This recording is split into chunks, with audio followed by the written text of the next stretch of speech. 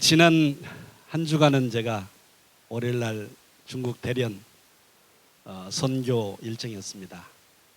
선교를 하면서 왜 김대영 목사님이 이 엄청난 성전 건축 기공실에 나를 설교를 시켰을까? 일주일 내내 생각을 했습니다. 얼마나 선교에 방해가 될 정도로 생각을 깊이 했는지 아무리 생각해도 답이 안 나와요. 그런데 마지막 날 답이 나왔어요. 그럼 그렇지. 나를 선택한 것은 그래도 우리 노예 목사님 가운데 설교를 짧게 합니다. 얼마나 머리가 좋으시고 대단하신지. 저는 오늘 설교하기보다는 증인으로 서기를 원합니다. 왜냐하면 제가 목회하면서 3번의 성전 건축의 경험이 있습니다.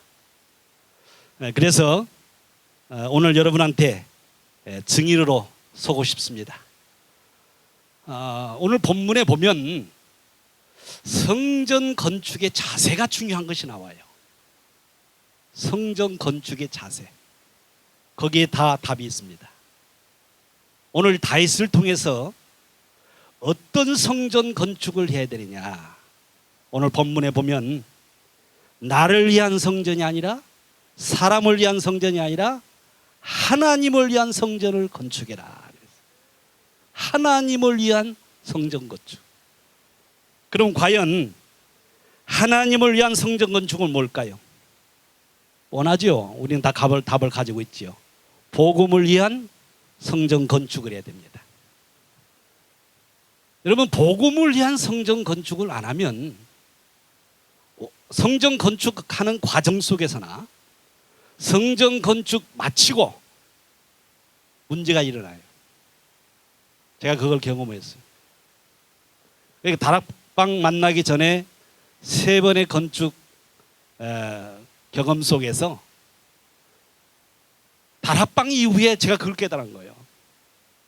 다락방 만나기 전에 거의 목사님들은 성전 건축을 많은 과시용으로 어떤 목적 달성을 위해서 또 부흥이란 어떤 목적을 위해서 성전 건축을 많이 합니다. 제가 다락방을 만나보고 깨달은 것이 뭐예요? 바로 성전 건축은 복음을 위한 성전 건축을 해야 되는구나. 제가 그걸 깨달았어요. 그래서 제가 성전 건축한 다음에 우리 교회는 싸움이 일어나 버렸어요. 왜 싸운지도 몰랐어요. 왜 싸움이 일어나야 되는가? 이 좋은 성전 건축 이후에 이 어마어마한 축제 잔치에 왜 싸움이 일어나야 되는가?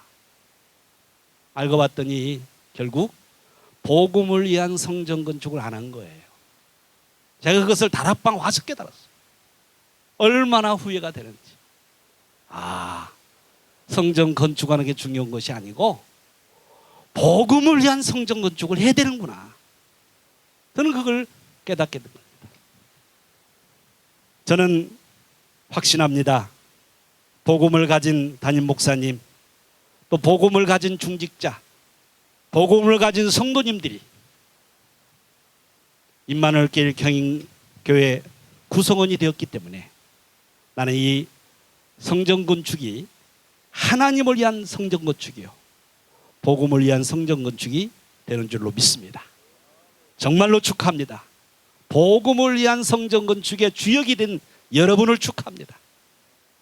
오늘 본문의 2번째 성전 건축의 자세는 힘을 다하여 준비하라고 했어요. 힘을 다하여 준비하라. 제가 듣기로는 방금도 목사님 얘기하셨지만 3년 동안 준비했다는 게 참 중요해요. 성전 건축의 준비는요 4가지가 준비가 돼야 됩니다. 첫째는 말씀 준비가 돼야 돼요. 말씀이 성도들 가슴 속에 성전 건축의 말씀이 심어져야 돼요. 2번째는 뭡니까? 성전 건축을 위해서 기도가 준비가 돼야 돼요. 3번째는 뭡니까? 사명 준비입니다. 성전 건축을 해야 될 사명 준비. 네 번째 준비는 헌금 준비입니다. 이 네 가지 준비가 되어진 상태에서 성전 건축을 해야 된다. 저는 그걸 또 깨달았어요. 제가 성전 건축 첫 번째 할 때가 1000명 성도가 됐었고요. 땅을 1500평 샀습니다. 그리고 성전 건축에 대한 투시도 설계 1000만 원 정도 들여서 했습니다. 90년대 1000만 원이면 큰 돈입니다. 다 했어요. 자, 성도 준비됐죠? 땅 준비됐죠? 그리고 자금까지 준비됐어요. 그런데 기공식을 못했어요. 기공식을. 다 준비됐는데 기공식이 안 되는 거예요. 여러분, 저는 거기서 뭘 발견했느냐? 성전 건축은 하나님이 하시는 것이다. 하나님이 승낙이 떨어져야 기공식을 하는 거예요. 그러니까 오늘 기공식 한다는 건 뭐냐? 하나님이 사인하셨어. 허락하신 기공식이에요.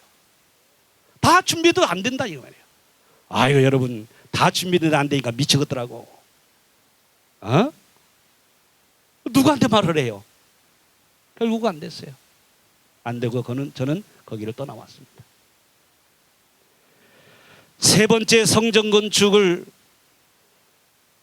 해야 될 자세는 뭐냐? 오늘 세 번째 3절에 보니까 성전 건축 완공을 사모해야 돼요. 오늘 3절에 보면 사모해라고 그랬어요. 사모해야 된다. 아주 중요한 말입니다. 오늘부터 전 성도들, 교역자, 성전 건축 완공을 위해서 사모하시기를 바랍니다.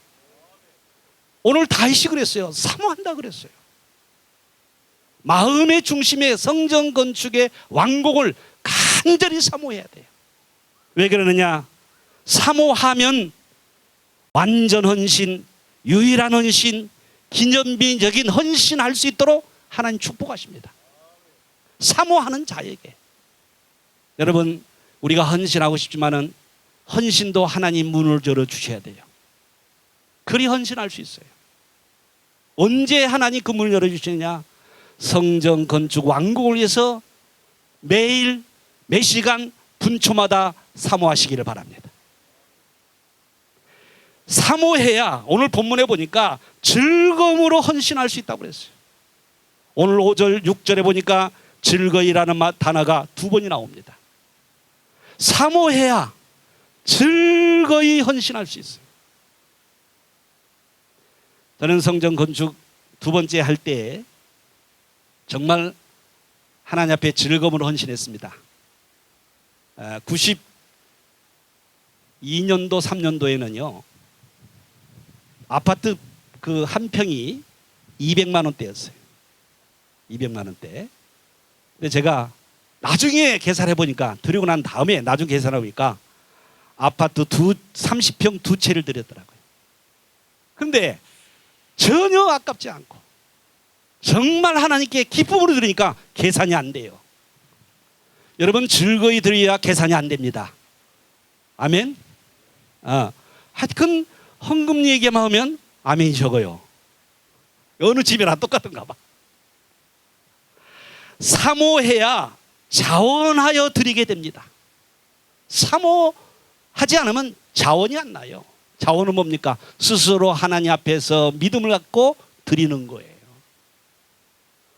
오늘 다윗은요 9절에 보니까 모든 백성이 자원하여 하나님 앞에 드리니까 너무너무 기뻐하셨어요. 담임 목사님이 강요해서 드리는 것보다는 여러분이 하나님 앞에서 자원하여 헌신하시기를 바랍니다. 저는요 교회 세변을 경험하면서 한 가지 여러분한테 부탁드리고 싶은 거 있어요. 이게 뭐냐면, 제가 부탁드린 것은요 받기 때문에 드리는 겁니다. 또 경험했기 때문에. 여러분, 성전 건축을 하는 기간 동안 하나님이요 그 교회 성도들에게 축복하십니다. 참 희한해요.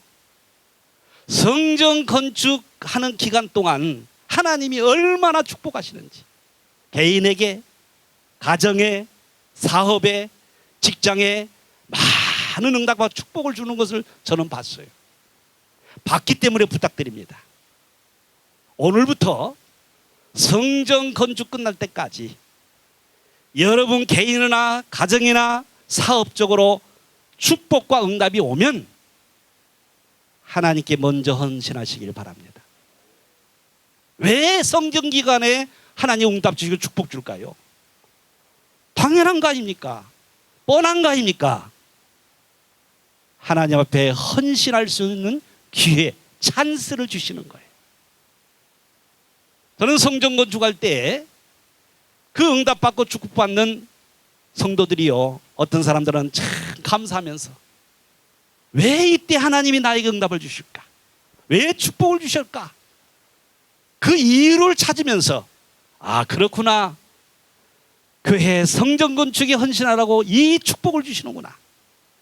그런 믿음을 가지고 그 이유를 발견하면서 드리는 성도가 있는 반면에 어떤 성도는요, 그 이유를 발견하지 못하고 개인적으로 더 많은 것을 투자하고요, 집도 더 늘려가고요, 사업도 확장하고요. 아니, 그런 성도가 있더라고요. 그런데 제가 성전 건축할 때가 96년도입니다.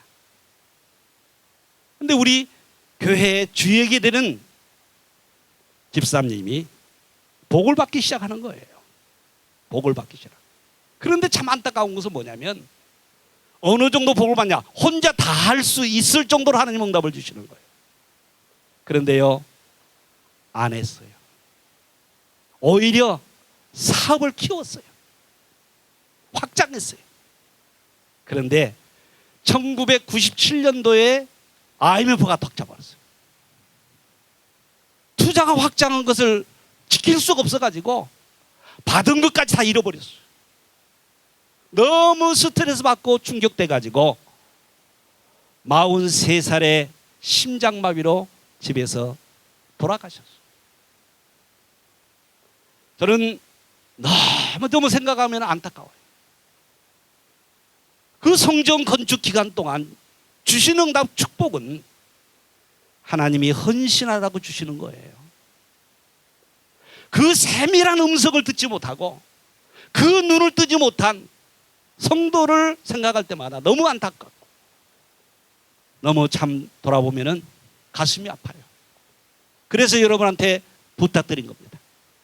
반드시 성전 건축하는 기간 동안 응답 주십니다. 왜? 여러분이 기도했잖아요. 하나님, 나 헌신할 수 있도록 응답을 주세요. 물질 주시면 내가 헌신하겠습니다. 실컷 기도 다 해놓고 막상 응답 오고 축복이 오니까 까먹어버려요.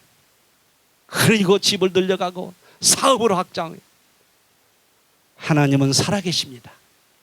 하나님은 속지 않습니다.